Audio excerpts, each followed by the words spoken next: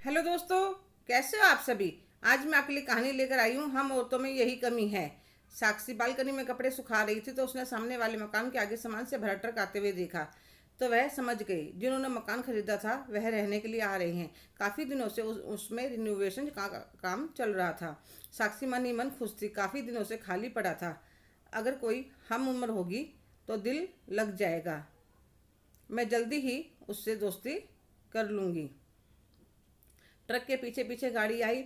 उसमें से एक पुरुष, एक महिला और दो बच्चे बाहर निकले। बच्चे देखने में बड़े लग रहे थे, जैसे कॉलेज स्टूडेंट हो, पर वह महिला 35 साल के लगभग लग रही थी।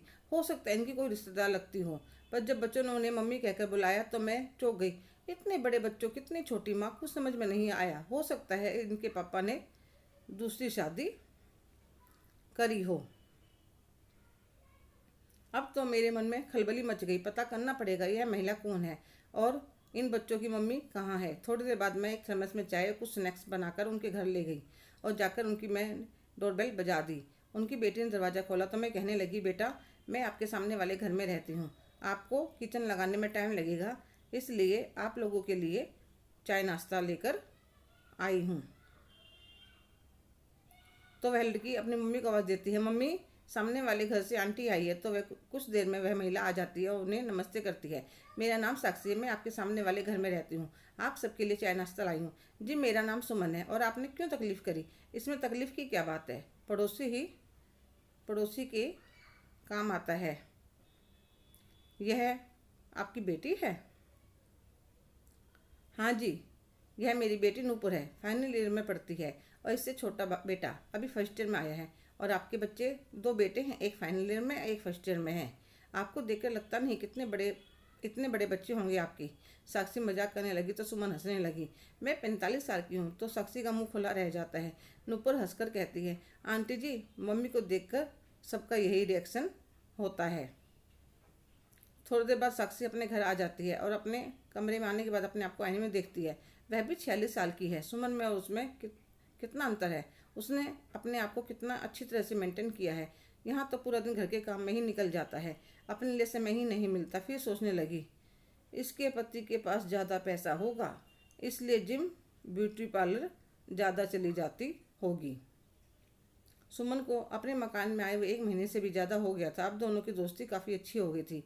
पर साक्षी ने सुमन को कहीं भी जाते हुए नहीं देखा। एक दिन वह सुमन से पूछने लगी, एक बात बताओ यार, तुम जिम भी नहीं जाती, पार्लर भी नहीं, मैंने इतना ज़्यादा जाते हुए देखा, फिर तुम इतना फिट कैसे हो? तुम्हारा फेस इतना ग्लो कैसे करता है? तो वह खिलखिलाकर हंसने लगती है। तो साक्षी कहने लगी, हंस कर मत टाल, बताओ। सुमन कहने लगी, 3 साल पहले तक मैं भी तुम्हारी जैसी दिखती थी। ऐसा हो ही नहीं सकता, ऐसा ही था मेरी जान। फिर ये जादू कैसे हुआ? जैसे आज मैं तुम्हें बता रही हूँ, मुझे भी किसी ने बताया था। पहले मैं पूरा दिन घर के काम में उलझी रहती थी, फिर मैंने कामों को मैनेज करना सीखा। अब बच्चे काम करवाने में मेरी हेल्प करते, मैं खाना बनाकर रख देती हूँ, जब उनको भूख लगते हुए डालकर खा लेते हैं। पहले बच्चे प्लेट में खाना छोड़ देते थे तो मैं पेट भरा होने के बाद भी खा लेती थी, क्यों खाना खराब करा।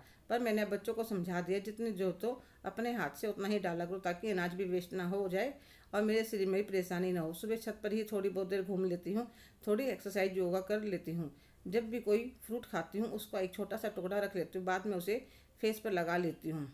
इसके लिए मुझे एक्स्ट्रा टाइम नहीं निकालना पड़ता। पता है साक्षी, हम औरतों में यही कमी होती है। सारा घर संभालते हैं पर अपने ऊपर ध्यान नहीं देती। यह भी नहीं सोचती कि अगर हमें परेशानी होगी, बीमार हो जाएंगे तो सारा घर बिखर जाएगा। इसलिए मैंने तो अब सोच लिया है, अपने ऊपर पूरा ध्यान दिया करूँगी, ताकि अपने परिवार और बच्चों का ध्यान रख सकूँ। तुम ठीक कहती हो सुमन, अब मैं भी ऐसा ही किया करूँगी।